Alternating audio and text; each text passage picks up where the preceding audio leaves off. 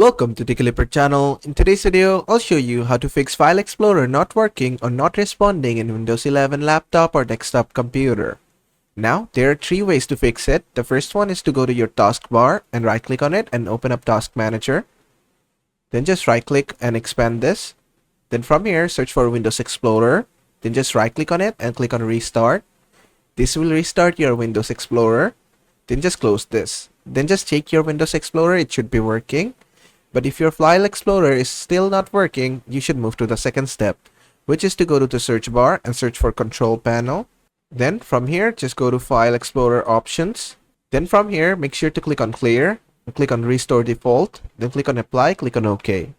That's the second step. After that, your File Explorer should be working. But even after that, if your File Explorer is not working, what you should do is just go to your Control Panel again, make sure View By is set to Small Icons. Then click on File Explorer Options again.